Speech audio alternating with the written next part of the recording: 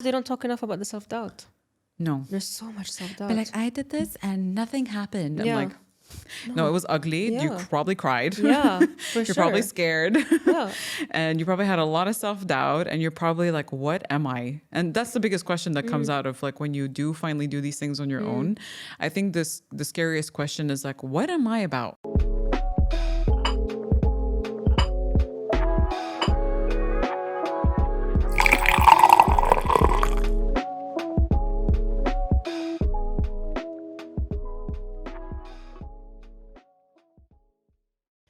Hi everyone, welcome to a new episode of Bdoun Sukkar, where we discuss and question social norms and cultural norms with no sugarcoating and no filters.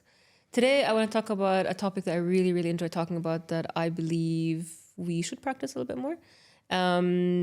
It's about the joy and the importance of doing things on your own. And there's something مجتمعاتنا ما كتير are a fan of. And I brought again my friend Tamara to discuss it, because Tamara is actually someone I know, one of the few people I know who loves doing things on her own.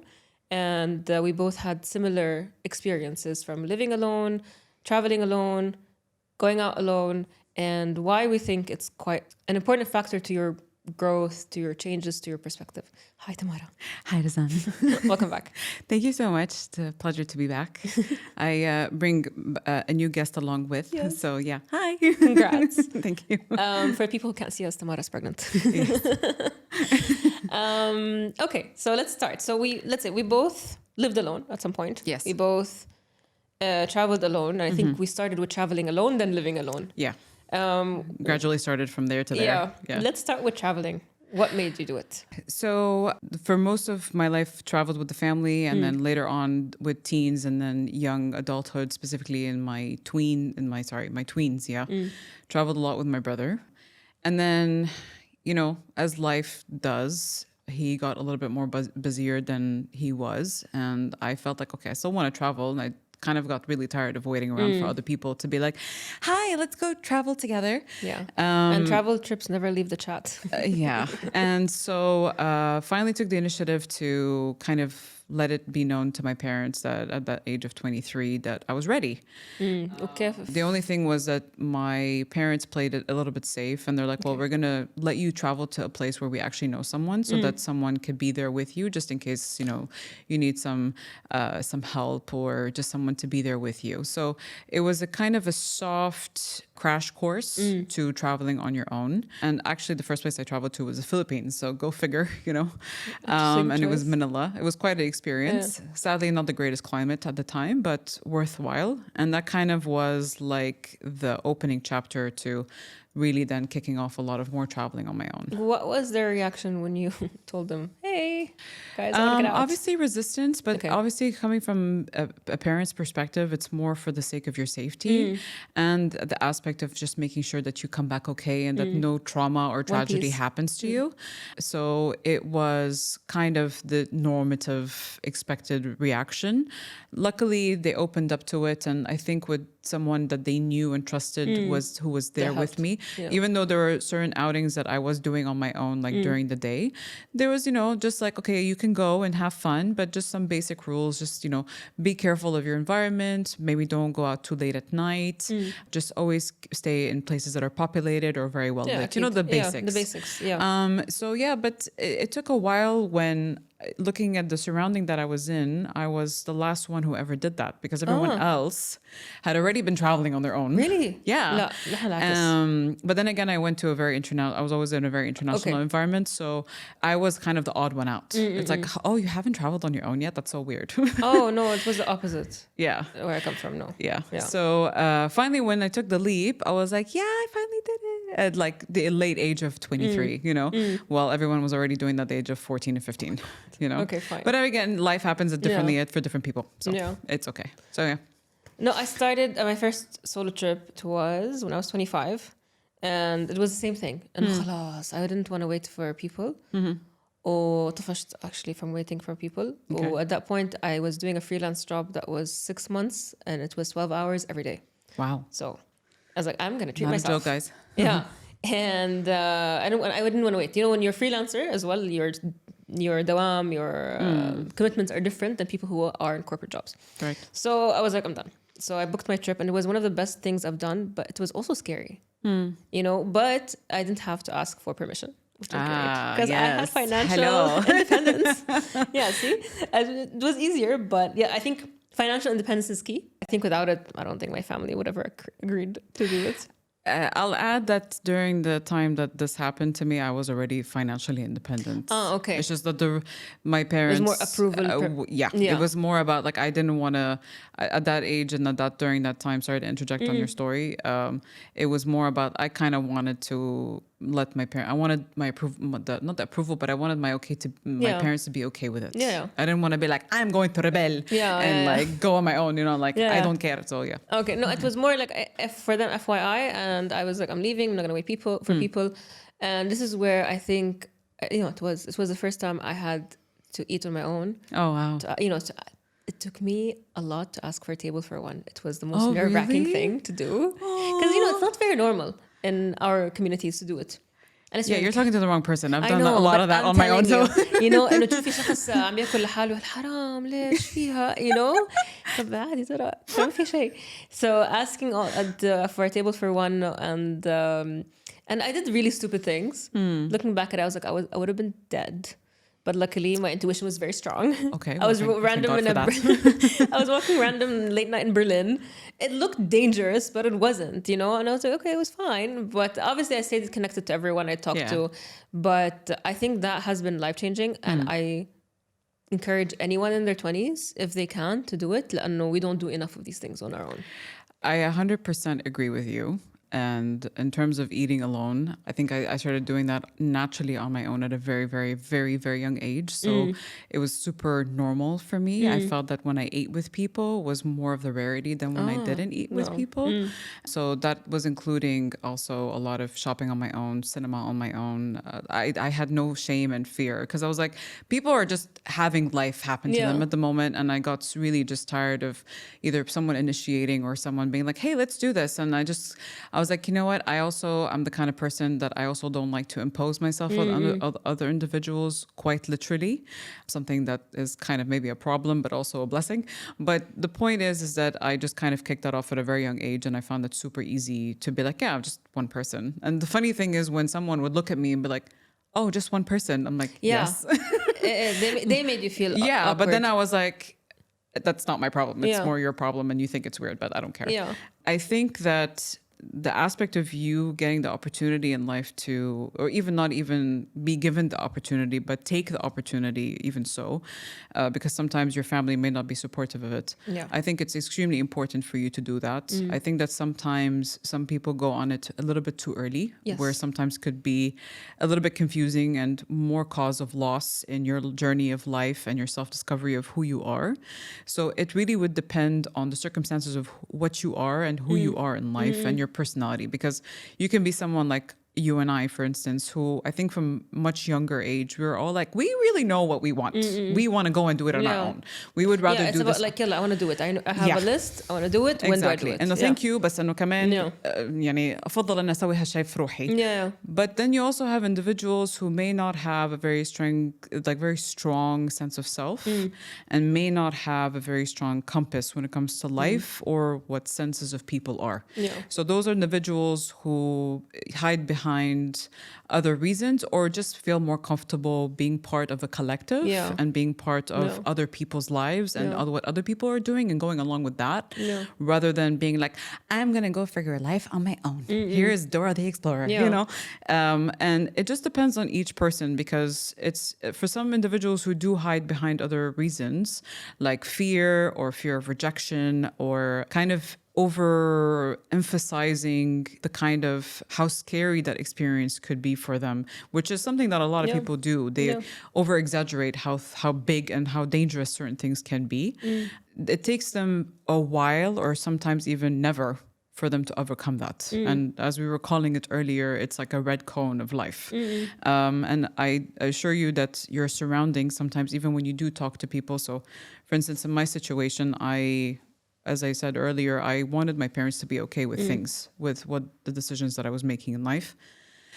Even though I was financially independent since the age of 17 and I was working at such a young age. But for a long time, I wanted them to be okay. كنت أبى رضاهم. ما كنت أبى يلا بطلع من البيت ويلا مع السلامة. And I think the delay of that was actually quite optimal for me because I left and finally got out at 27. And my reasons were life is moving forward. Most of my family is not located with us here in Dubai. Everyone is going to be busy with something else. ما بيكون عندهم وقت حقي أنا لحتى يعني to teach me ويعلموني كيف تسوين الحياة. And I wasn't married. Yeah. You know, and so I felt that I'm not going to wait for the door to open. Yeah. And I feel that a lot of times, even when you do get married and finally leave, it depends again on what your journey of life is. Every person has their own experiences. But I حس إن sometimes certain individuals who go into living with their parents and not really understanding who they are, to then getting married and moving into someone else and kind of shape-shifting into whatever that person may need. You never end up create a sense of self that's you delay that tremendously. Yeah. If you ever reach it. Amen. There was this, I think what triggered that train of thought for me is a while ago I read a post. It was very interesting because I never thought about it that way. That said, المرأة في مجتمعاتنا might never ever experience any personal space. Yeah. And it took me a second. Like I was like, actually, that's very true because what you said, you know, you move from your mom's or dad's house to the husband's or whatever, or someone else. But for me, it never made sense to go through that. Like I dreamt of living alone. I wanted to. And it took me a long time. And unfortunately, it happened in not the right circumstances. So the first time I lived alone, it happened accidentally. It's when I moved to university to Lebanon and something that happened with the second that didn't work out. So we had to find an apartment in the same building as my brother, blah, blah. And my aunt, I remember, told me, هيدي حتكون نقطة سوداء لإلك. Which is usually the answer. No. You know, but that was it. And we were there for 9 months. And my brother always had the entitlement to raid my house at any time to see what I'm doing, who I'm doing it with, if I'm alone or not. Obviously, I lied a lot. I hid people at some point. At some point, he found like just a normal casual hangout with other people. He was really upset. Like he dragged me, you know, with that, and he used it as a power against me. But fast forward to a few years ago, the only way I lived alone was when my dad passed away. Okay. And there was, you know, my brother was married, had his own place. My mom's in another country. And now there's no one else for me to live with. And it's sad that that's what made it acceptable for me. Yeah. You know, again, I'm glad that I was a bit older, let's say, because I was in a more mature space, but it was also hard. But I believe this is an important experience for people to live, to come back home alone, to not have someone faff around you, to have the silence, you know, of your own world, and to face yourself. And when we live with our family for so long and everyone, it's too much noise that you don't get to be alone ever. Just reminding me of a quote that I always see, like, which is humorous but yet somehow true, is that you may not be paying rent when you live with your parents, but you pay for it with your mental health. Yes, for sure. But again, some individuals who are very much not part of that paradical, you know, quote, have fantastic living arrangements or situations with their parents. So across the board, I think there's more of a majority of people who suffer when they do stay much longer with their parents. And as I was sharing before, there are some individuals who, you know, may have the keenness to go and branch out on their own and really experience the individualistic life, if we wish to call it that, away from the collective. And because they don't want to upset anyone, or they don't want to maybe enrage the beast, they kind of continue to be a part of the norm against their own will. And sadly, they find themselves in situations where, and I've read this more times than I can count, where they say, my parents are much older now. There's 2 more years maybe left to go for them to be still around us. And then finally, I'm going to be able to live my life. That's so sad. It is, but again, I understand it. There's a lot of it's fueled. It's very layered as to why they think that. I'm not looking at it from a privileged, westernized version, but it's sad that we put that ourselves. So نحن So at the end of the day, المجتمعات العربية are مجتمعات they're collective where قيمة المجتمع أكبر من قيمة الفرد, right? ونشبه مجتمعات الAsians والAsian مجتمعات almost all the entire world. And there's obviously pros and cons in being that. But it's hard to deal with, you know. Oh, it's very difficult. It's really hard to keep thinking of others first, and it eats us up. I have someone in like my circle. She broke off her engagement with her fiance. She's young, okay, but her main fear was, I'm gonna upset people. She had to travel to Thailand alone, which I kept telling her, please do. And I'm so happy that she did. Yeah. And I was like, you will get clarity. I didn't know that was a situation first. I only found out later on. She's like, you know, going there made me change my perspective. Yeah. You know, and it took a lot of guts, obviously, to even do. And she was so scared. And this is actually the trigger of this experience, this episode. Okay. Because I was talking to her, I was like, I'm so happy for you. And then I started talking to other people. I was like, what do you think are important experiences that you have to experience on your own? It did come up that you should live alone, at least for a bit, but it's scary. And there was a lot of fear. And they're all mainly Arabs. So there was a lot of fear to doing things on your own. And because it's funny, like when I still remember the first night I was in my own apartment, I was like, wait, so like I get to determine the rules? Yeah, I know, right? Like I get to run this house the way I think is good. So nice. You know, it's kind of, it's so nice eventually. Yeah. And it's also very foreign to you because you're like, you're not used to it. When you're living in your parents' house, you are running by the rules that are being set by someone else, regardless of whatever you want to say. Ultimately it's your parents' house, you're living under their roof, and then in the day it's their rules in so many ways. But when you finally have that moment on your own and you're not dealing anymore with someone else's rules or someone else's ideas or someone else's thoughts or belief system, it's really you and you. It's you and that mirror that's on the wall that may not be existing, but it's you and versus you at the end of the day. And I think that if the chance comes up that people, and specifically girls of the Arab families and Arab culture, should at least give themselves a chance to allow themselves to discover. You don't have to go across the Asian or Indian Ocean to go figure that out. There are other means and safer ways for you to go do that while you still live in the country that you are from or reside in with your family. But I know it's harder said than done, and it is difficult. It's not easy. And I think a lot of people, the reasons why they don't do it is because I think from what we see around us, it's all about like, I did it. But no one's like, hey, this is how I did it. You know, this is no one tells you how at all. No one talks about the ugly and what it took to get there, because then there's a lot of oversharing of personal details, which respectfully, you can understand why they wouldn't want to share it. And also they don't talk enough about the self-doubt. No. There's so much self-doubt. But like, I did this and nothing happened. I'm like, no, it was ugly. You probably cried. Yeah, for You're probably scared. Yeah. And you probably had a lot of self-doubt, and you're probably like, what am I? And that's the biggest question that comes out of like when you do finally do these things on your own. I think the scariest question is like, what am I about? What do I like? What don't I like? Who am I? And when you travel on your own, you're free of people's schedules. Yeah. And then you'll be like, what if I don't do anything? No one will know.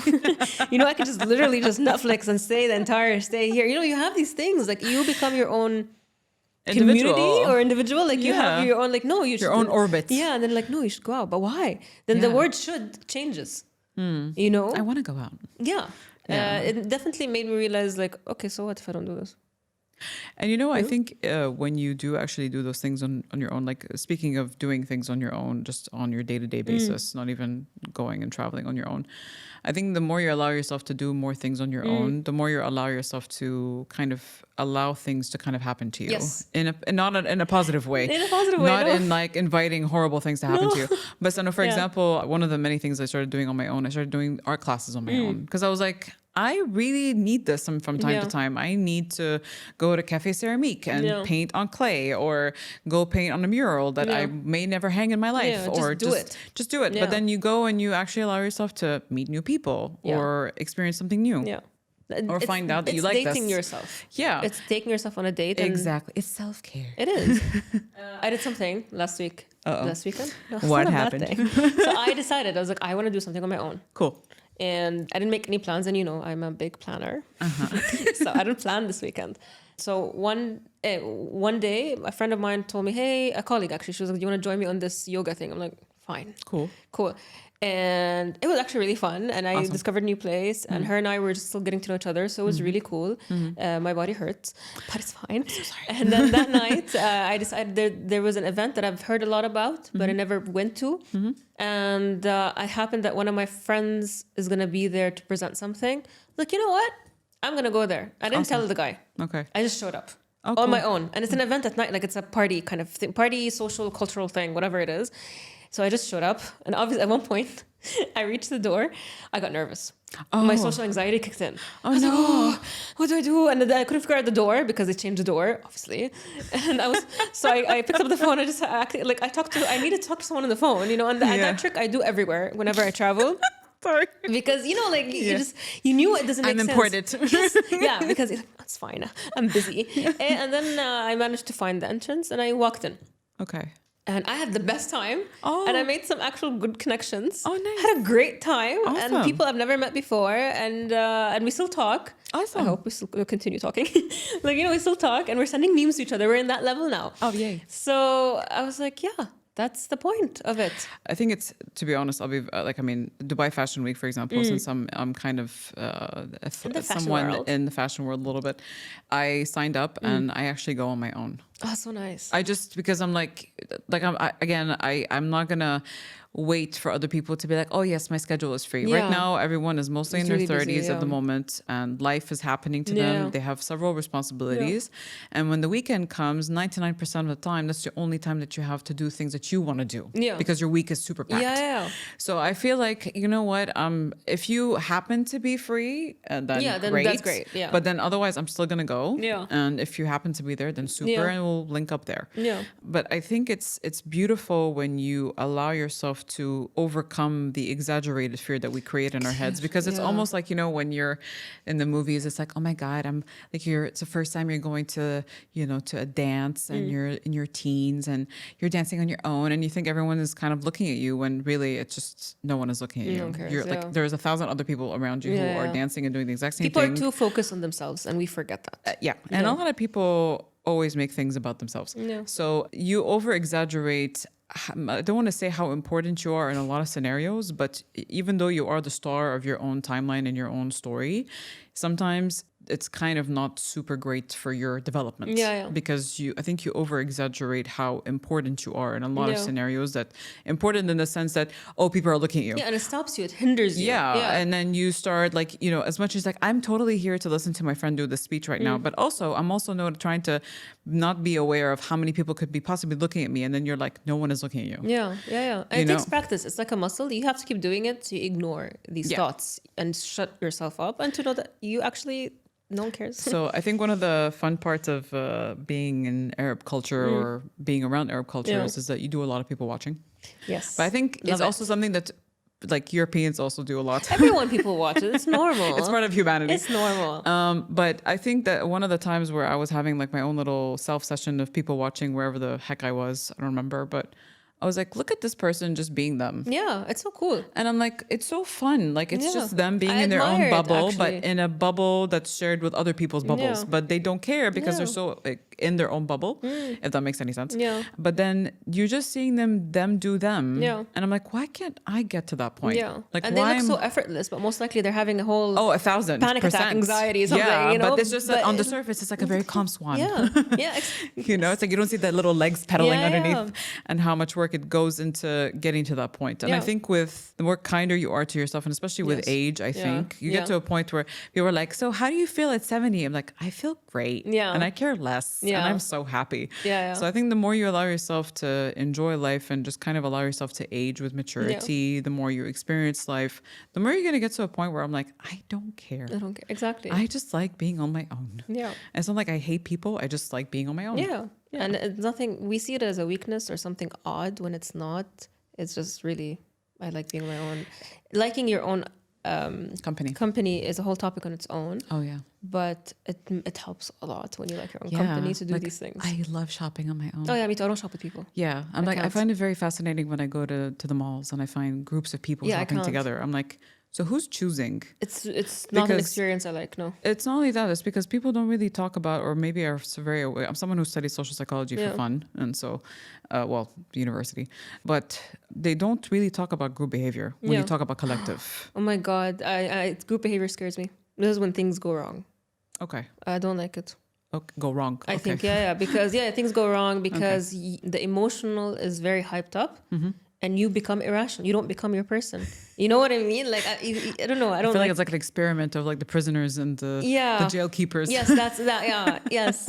Anyway, that's not a topic for today. Yeah. but it's very interesting to see it. It's very, I'm very conscious of it. And so because I learned about it and I studied it and I've bared witness to it, and I'm someone who used to be a part of a lot of groups of friends, not individual friends. Yeah, At the same. moment, I'm someone who has individual friends, which I think is a lot easier, to be honest, but that's just my cup of tea. But when you do have groups of friends, then it's usually ruled by one person who usually sets the tone, sets the topic, and then sets the kind of mood of what is happening in that group. Whether you just realize it or you don't, you eventually submit into it, just so that the cohesiveness of the group continues. Yeah. So you have unnaturally and subconsciously submitted into it without realizing that you did, you know? Yeah. And so when I see people, like, for example, the most basic exercise of shopping, which to some people they don't like doing, but when you see it, you're like, so who's deciding? Like when you're going shopping for yourself and you bring like a collective amount of people. Because a lot of things happen there. It's a lot of hidden factors. It's like, no, you need to conform to what is being chosen in this group because we all think it's better. But I'm like, but is it really we or it's one? Yeah, usually one. Yeah. So I do find it very fascinating that I'm like, I don't know how you guys decide on a single thing when you're 5 people. Yeah. Let alone it's hard enough for you to decide on one thing when you're alone. Yeah. You know? No, it's fascinating. Yeah. So the whole doing life on your own which is very well embedded in self-discovery, I think it's tremendously healthy. Yeah. And, you know, like I said, it depends on your character, it depends on who you are and where you are in life. Hopefully it will encourage you to develop a really better and stronger sense of self.